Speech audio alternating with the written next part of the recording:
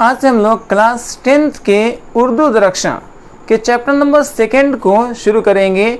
और ये chapter number 2 भाभी जान जो आपके निसाब में एक अफसाना है उसको पढ़ेंगे। इसके जो राइटर है वो है सुहेल अजीम आबादी। इसके बारे में हम लोगों ने प्रीवियस क्लासेस में बहुत ही तफसील से पढ़ाई किया था। आज हम लोग चैप्टर को शुरू करेंगे भाभी जान, चूँकि ये बहुत ही लंबा चैप्टर है तो इसके लिए इसको पार्ट वाइज पढ़ाई करेंगे। आइए अपने चैप्टर को शुरू करते हैं। इस चैप्टर में एक अख्तर नाम का एक देवर होता है जो अपने भाभी जान के यहाँ आता है और वो कुछ दिनों तक अपने भाभी जान के घर पर रहता है और वो उनकी ज़िंदगी को, उनके रोज़मर्रा के लाइफ को जो है वो नोटिस करता है और वो उनसे बहुत ही मुतासिर होता है। और जब वो अपने भाभी जान के घर से वापस जाता है तो उनके बारे में जो चीज़ें बताता है उसी को हम लोग पढ़ाई करेंगे। वो कहता है कि जब रुकैया भाभी याद आती हैं, जब मुझे अपनी भाभी याद आती हैं तो मेरा सर खुद ब खुद जज्बे एहतराम से झुक जाता है। वो कहता है कि जब मुझे रुकैया भाभी याद आती हैं तो वो उनके एहतराम में मेरा सर खुद ब खुद क्या हो जाता है, झुक जाता है।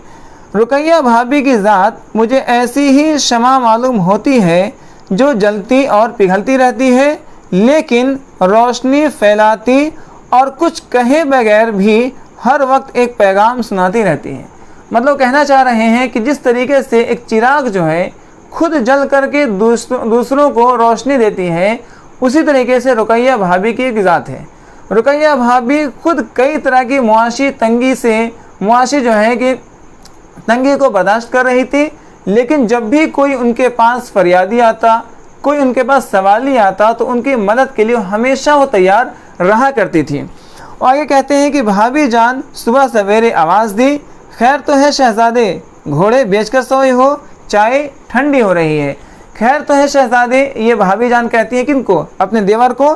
खैर तो है शहज़ादे, घोड़े बेचकर सोए हो, ये एक मुहावरा है। घोड़े बेचकर सोना मतलब एकदम गहरी नींद में सोना, है ना।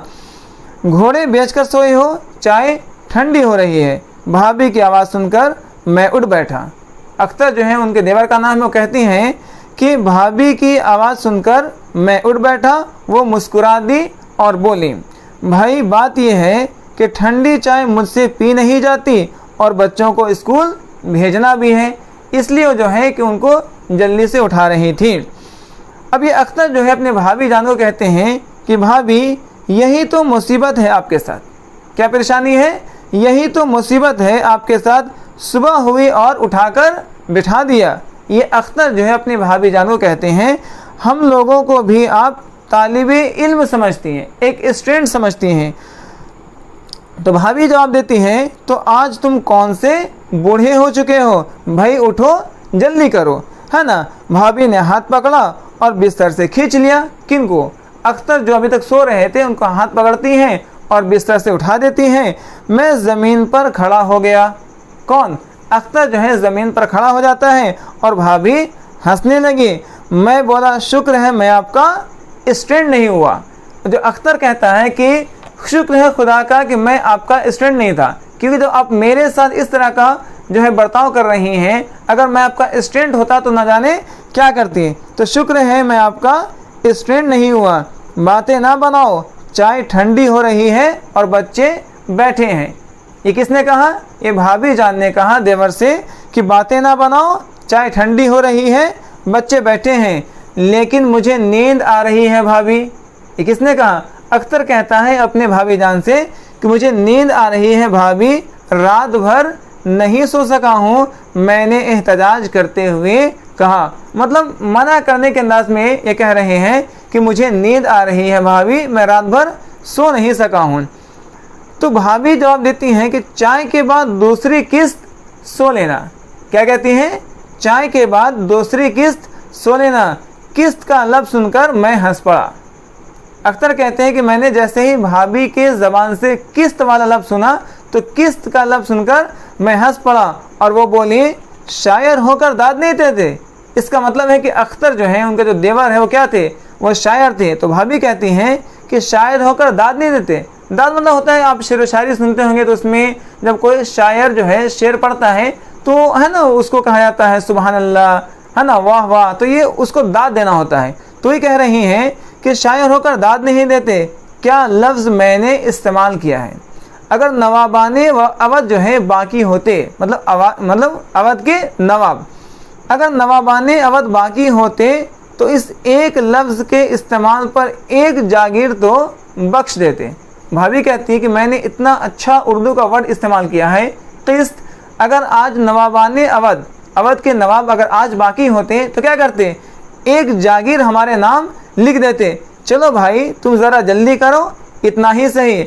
और भाभी खाने के कमरे में चली गई और जब थोड़ी देर में मैं मेज़ पर पहुंचा, बच्चे चाय ख़त्म कर रहे थे। नन्ही रेहाना बोली, ये भाभी जान की छोटी बेटी थी जिनका नाम क्या था, रेहाना। वो कहती है चचा जान हम लोग चाय ख़त्म कर चुके हैं, अब आप हमारी जूठी चाय पीजिए। स्कूल की लॉरी ने हॉर्न बजाया, स्कूल की बस आ जाती है और बच्चियां ताली बजाती हुई बाहर चल दी। भाभी ने चाय डालकर मेरी तरफ बढ़ा दी और बोली, अगर तुम जवान इतनी देर तक सोते रहोगे तो क्या करोगे। वो सवाल करती है कि तुम नौजवान हो और नौजवान हो करके अगर अभी तक तुम सोते रहोगे तो अपनी ज़िंदगी में क्या करोगे।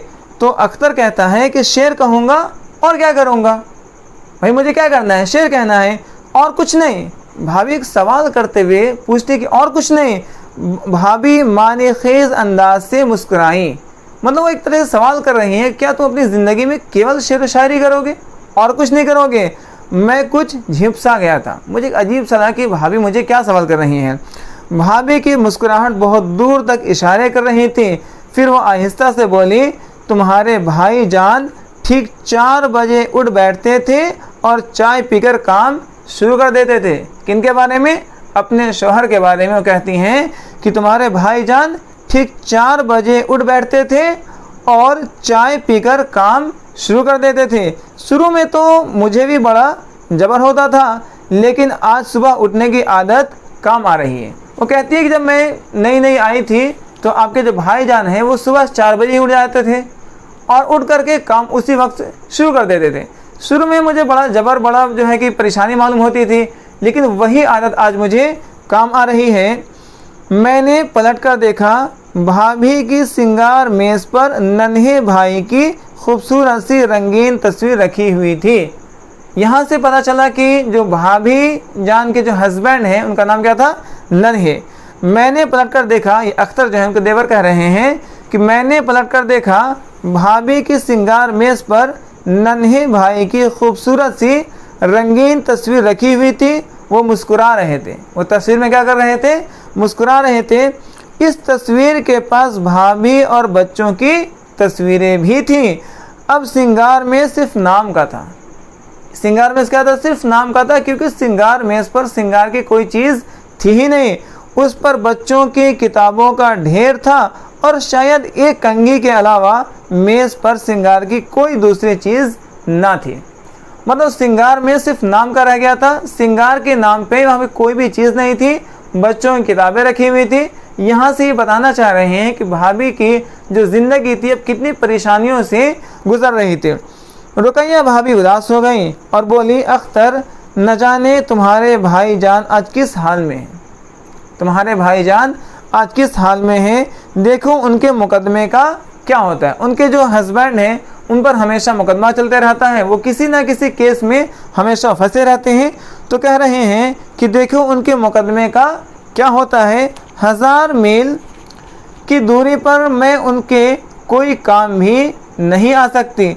चंद ही दिनों के बाद उनके मुकदमे का फैसला आने वाला है। भाभी जान कहती हैं कि देखो अब पता नहीं उनके मुकदमे का, उनके जो है कि फैसले का दिन आने वाला है, पता नहीं क्या होता है। भाभी जो हमेशा फूल की तरह हंसने और बुलबुल की तरह चहकने रहने की आदी थी। ये चूँकि बड़े ही नाजों से पली थी, इनका जो अपना घर था वो बड़ा ही खुशहाल घर था, तो बड़ी नाजों से पली हुई थी। वहाँ की ज़िंदगी बड़ी आराम की थी। जब वो यहाँ से आती हैं तो इनका लाइफ स्टाइल एकदम ही क्या हो जाता है, बदल जाता है। तो वही कहती हैं कि भाभी जो हमेशा फूल की तरह हंसने और बुलबुल की तरह चहकते रहने की आदी थी, बिल्कुल उदास और चुप थी, क्योंकि इनकी ज़िंदगी बिल्कुल ही क्या हो गई थी, तब्दील हो गई थी। लेकिन यकायक अचानक किसी के पाँव के चाप सुनाई दी। किसी के आने की आहट जो है सुनाई देती है और फिर आवाज़ आती है, मैं आ सकती हूँ। मतलब कोई क्या कर रहा है, आने की परमिशन ले रहा है, आ जाओ, भाभी ने कहा। और एक जवान सी लड़की कमरे में दाखिल होती है। ठीक है, भाभी ने देखते ही कहा, आओ शमी चाय पियो। वो जो लड़की कमरे में अंदर आती है वो कौन थी? उनका नाम शमी था। भाभी कहती है, आओ शमी चाय पियो, मैं आज शाम को तुम्हारे घर जाने ही वाली थी। भाभी क्या कहती हैं कि मैं शाम को आज तुम्हारी तरफ ही जाने वाली थी। बुन दिए तुमने स्वेटर। भाभी ने क्या कहा?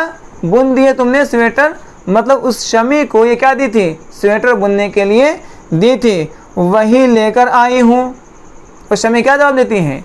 वो शमी जवाब देती हैं, वही लेकर आई हूँ। ऊन बच गया था तो मैंने टोपी और मोज़े भी बुन दिए हैं। आपने स्वेटर बुनने को कहा था, जब ऊन बच गया तो मैंने क्या किए? टोपी और मोज़े भी बुन दिए। बहुत अच्छा किया तुमने, लो चाय पियो। अब भाभी उनको तारीफ़ करती हैं कि बहुत अच्छा किया तुमने, लो चाय पियो, और चाय की प्याली लड़की के सामने बढ़ा दी। भाभी जान क्या करती हैं? चाय की प्याली जो है उस शमी की ओर बढ़ा देती हैं। लड़की मेरी मौजूदगी में कुछ शर्मा रही थी। अब वो चूँकि नए लोग थे तो उनके सामने थोड़ा वो शर्मा रही थी, चाय नहीं ले रही थी। बोली, मैं चाय पी चुकी हूँ, फिर भी पी लो। किसने कहा? भाभी जान ने कहा कि फिर भी पी लो, शर्माती क्यों हो? यह है मशहूर शायर अख्तर। मतलब वो जो देवर हैं उनका नाम क्या था? अख्तर था। तुम्हारे बड़े भाई हैं। मैं नाश्ता ख़त्म कर चुका था, उठ खड़ा हुआ, भाभी मैं ज़रा शहर से हुआ हूँ। अब अख्तर ने अपने भाभी से सवाल करता है कि भाभी अब मैं थोड़ा शहर जाना चाहता हूँ, क्या मैं शहर से हुआ हूँ? जाओ, मुझे भी ज़रा अस्पताल जाना है, शमी तुम भी साथ चलो। अब भाभी कहती ठीक है तुम चले जाओ, और ऐसे मुझे भी कहाँ जाना है? अस्पताल जाना है। और वो शमी को कहती है कि तुम भी साथ चलो। मैंने कमरे की खिड़की से भाभी को बंगले के अहाते से बाहर जाते देखा। ये जो है घर की खिड़की से देखते हैं कि भाभी बाहर की तरफ जा रही हैं। उनके हाथ में क्या था? दूध की वो बोतल थी जो बहुत देर से मेज़ पर रखी हुई थी। मतलब भाभी कहाँ जा रही है? अस्पताल जा रही हैं और अपने हाथ में दूध की बोतल लिए रहती हैं।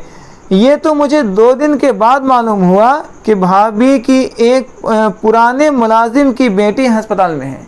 मतलब भाभी किसके लिए अस्पताल जा रही थी?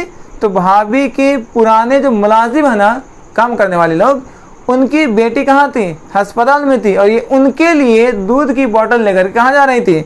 अस्पताल जा रही थी। 2 महीने पहले उसके शौहर का इंतकाल हो गया था। तो अब उनकी जो परवरिश है, उनकी जो देखभाल है, वो कौन कर रही है? ये भाभी जान कर रही हैं। 2 महीने पहले उसके शौहर का इंतकाल हो गया था और उसका बच्चा पैदा हुआ है, उसका कोई भी देखने वाला नहीं था। तो भाभी जान खुद क्या करती हैं? उस बच्चे को देखभाल करती हैं, उनके लिए दूध लेकर जाती हैं। भाभी खुद ही दोनों वक्त दूध की बोतल लेकर 2 फरलांग पैदल जाती और दूध पहुंचाती हैं। मतलब 2 टाइम जो है भाभी खुद जा कर के उस बच्चे को दूध पहुंचाती हैं। इससे पता चलता है कि भाभी जो है कितनी बड़ी दिल की मालिक थी। वो दूसरे की बेटी, जो मुलाजिम की बेटी है, पुराने मुलाजिम की बेटी, उनके लिए वहाँ जाती हैं और जा कर के 2 टाइम दूध पहुँचाती हैं। और स्वेटर और मोज़े इसी बच्चे के लिए भाभी ने बनवाए थे। अभी जो पूछे थे ना कि शमी क्या तुम जो है स्वेटर बुनकर लाई हो, तो ये स्वेटर, ये मोज़े किसके लिए थे? वो उनके बच्चे के लिए थे। भाभी खुद ही दोनों वक्त दूध की बोतल लेकर 2 फरलांग पैदल जाती और दूध पहुंचाती, और स्वेटर और मोज़े इसी बच्चे के लिए बनवाए थे क्योंकि सर्दी का मौसम शुरू हो रहा था और शमी उनके कॉलेज की एक गरीब तालिबे इल्म थी जो सिर्फ उनकी मदद के सहारे पढ़ रही थी। और ये शमी जो उनके घर आई थी, ये थी कौन? तो शमी उन्हीं के, मतलब भाभी जान के कॉलेज की एक स्टूडेंट थी। तो भाभी जान क्या हुई? भाभी जान कॉलेज की एक लेक्चरर होती हैं, एक लेक्चरर होती हैं, और उन्हीं के कॉलेज में शमी जो है पढ़ती हैं। और चूँकि गरीब थी तो इनके पास उस कॉलेज के फ़ी वगैरह जो है देने के लिए पैसे नहीं थे, तो भाभी जान की मदद के सहारे ये शमी जो है पढ़ाई कर रही थी। भाभी से मेरे सिर्फ 2 या तीसरे मुलाकात थी। ये अख्तर कहते हैं कि मैं भाभी से बहुत ज़्यादा मुलाकात या बात नहीं किया था, ये सिर्फ मेरे दूसरी या तीसरी मुलाकात थी। अलबत्ता ख़तों की दावत बहुत ज़्यादा थी। हाँ, बातचीत होती थी, लेटर्स वगैरह में बातचीत होती थी, लेकिन 3 दिन साथ रहकर मालूम हुआ वो आदमी नहीं है, वो मशीन थी। मतलब दिन भर बिजी होना, थकना नहीं, काम करते रहना, किसी चीज़ में परेशान नहीं होना, है नहीं। तो कह रहे हैं कि वो आदमी नहीं, वो मशीन मालूम होती थी। सुबह उठकर काम शुरू कर देती और उनका ज़माना भी बिल्कुल बदल चुका था। वो पहले के जैसे लाइफ स्टाइल नहीं रही थी। जब मायके में थी, जब उनका अपना घर था, उस टाइम उनकी ज़िंदगी बहुत अलग थी। लेकिन जब वो शादी करके यहाँ आती हैं तो उनकी ज़िंदगी बिल्कुल ही चेंज हो जाती है। कभी 4-5 नौकर और मामाई हुआ करती थी।